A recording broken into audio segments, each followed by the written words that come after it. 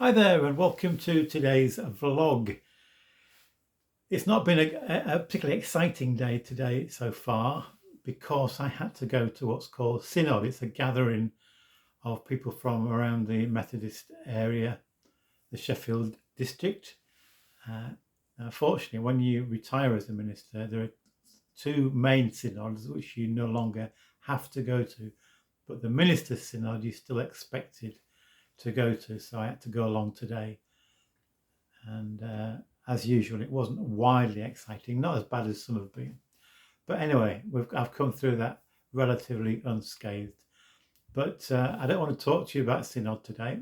I want to talk to you about our granddaughter, Beth. Beth was the second born of our 6 grandchildren, all of whom are very precious, very special.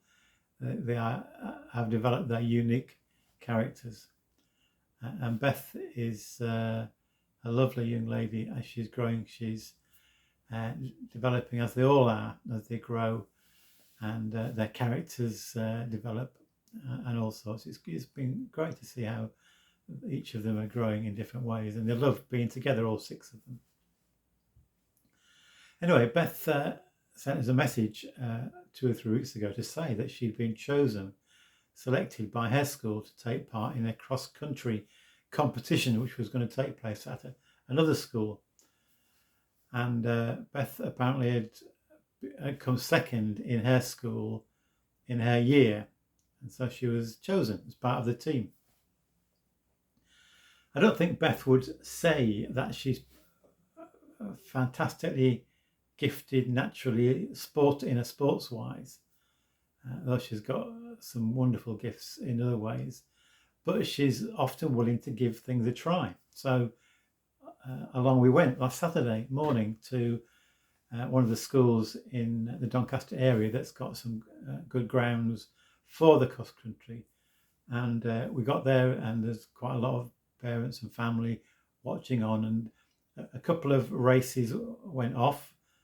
First of all, the youngest boys race and then the youngest girls race, or vice versa. I can't remember which way they did it. And then it was turn for Beth's race, and she was up against some girls who were in the year above her, so they were obviously a bit stronger, and some of them were taller, so it wasn't going to be an easy race. We noticed when we watched the first 2 races that quite a few of the children, when the whistle went, they sprinted off as if it was a sprint.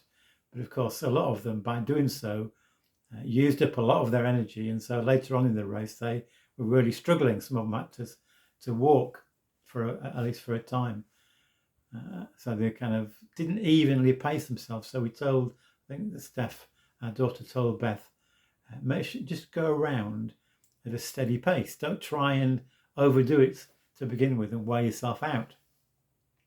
So there we were, lining the edge of the course, and it was Beth's turn to go with quite a lot of other girls in her race. Off the whistle went, and she set off, and when she came past us initially, she was in last place.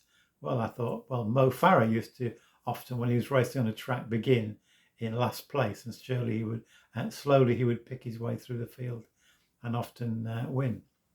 And so as we watched Beth go around this field a couple of times, and then she disappeared into the woods and then came out again and round, it was quite a long course, at least it seemed to be, for some of the girls were quite young, and we saw Beth slowly but surely passing some of the girls. Some of them had set off quickly and they started to walk, so Beth was able to pass, and it was quite remarkable how she kept going at an even pace throughout the whole race.